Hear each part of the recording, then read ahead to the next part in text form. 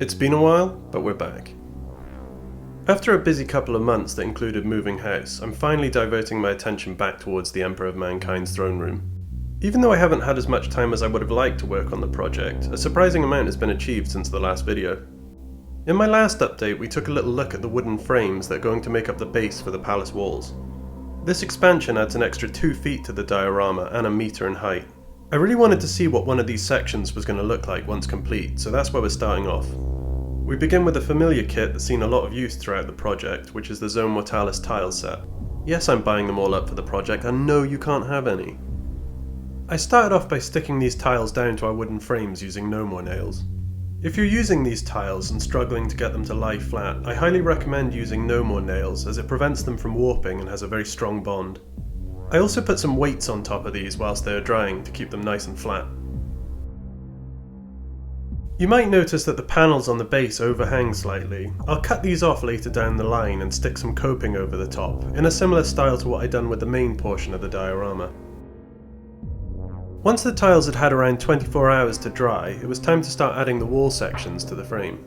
As many of you who watch my videos regularly might know, I absolutely hoard these wall sections from the old school Imperial Sector kit. I love the way that they look, along with the versatility that they have. So Games Workshop, for the final time, please make these again. I'm getting tired of asking. With a combination of no more nails and superglue, I started attaching these pieces to the back of the wooden frame.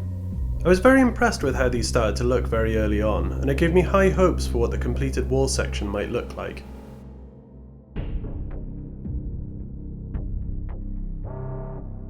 The idea was to also add some walkways and balconies at various levels on the wall. This will enable me to incorporate miniatures at different heights, as well as already selling that sense of scale that the throne room would have.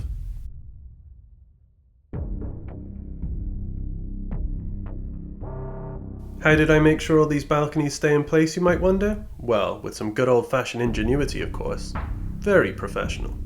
This was about the time I started adding superglue as well as no more nails. The superglue allowed the pieces to bond much quicker, which meant I could dispense with the empty spray can scaffolding that was holding up my walkways. Another aim that I wanted to achieve whilst building this section was for the levels of the wall to have different themes. I felt that this would help give the impression that the level surrounding the throne room would be inhabited by different branches of the Imperium. I achieved this by using certain styles of wall section on different levels, such as Admech and Administratum themed pieces. On top of that, I included some pieces from the plastic Zone Mortalis set. These fit really well and help to break up the sometimes repetitive Imperial Sector wall sections. After completing a few levels, the wall was really starting to take shape, which is the perfect time to bring out Bob for scale. Here's Bob the Mark III at various stations around the throne room.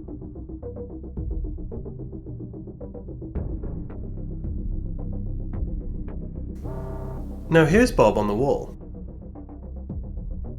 That looks high, you better be careful, Bob. Oh no, Bob. Well, after a speedy Imperial ceremony for Bob, and the good memories we had fresh in my mind, it was time to continue building. Following the earlier theme of mixing it up a little bit, I decided to include an ornate arch level to the wall. If I'm honest, I also decided to do this to use up some leftover wall sections that I'd had from an abandoned idea. I'd cut the doorways out of some arched pieces as I intended to put them in front of the ziggurat leading up to the Golden Throne. But eventually I decided against this as I felt like it covered up too much of the machinery. I chose to use some embossed plasticard to give the effect of bricks behind these arched pieces.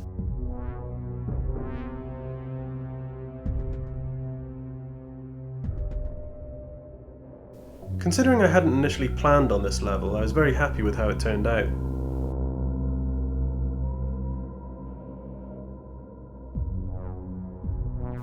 On a whim, I also added some eagle supports to the bottom of the wall to make it look a bit more interesting.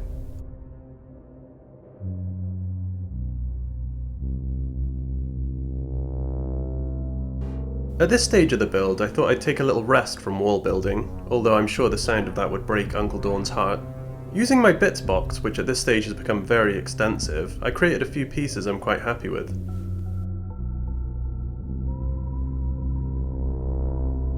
This first piece will serve as a sort of holographic table.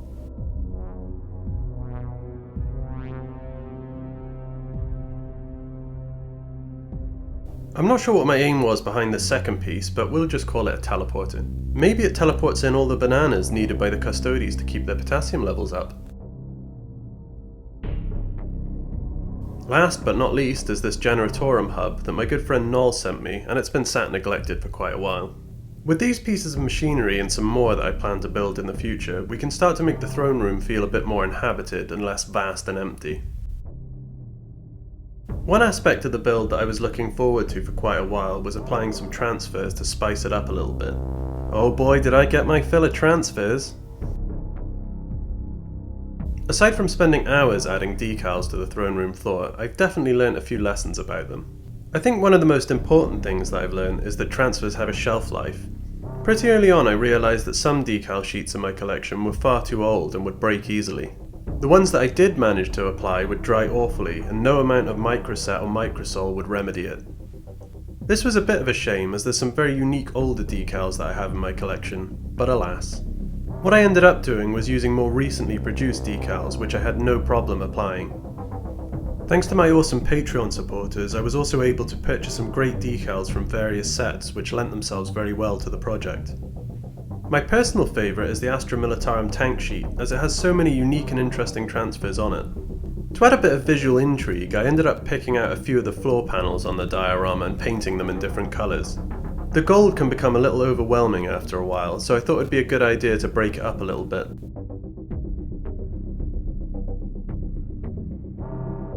These areas are also quite striking with their black and white decals added, which improves the overall look of the build and draws the eye's gaze.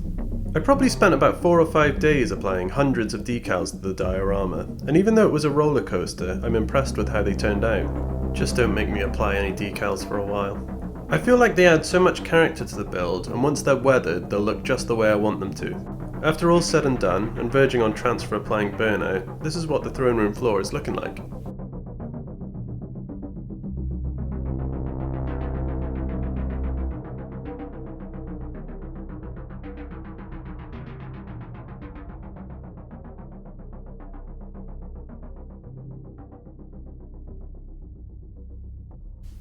We have some big things in store for the project moving forward, and now that the house move is complete, there shouldn't be a huge 3-month gap in between videos.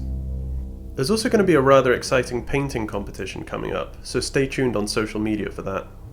If you think there's anything the throne room needs, consider leaving a comment down below with what you think should be included. I've had some great suggestions in the past, and I've actually implemented a few of them. I can see the top comment now, 2 Warhound Titans, big bold capital letters.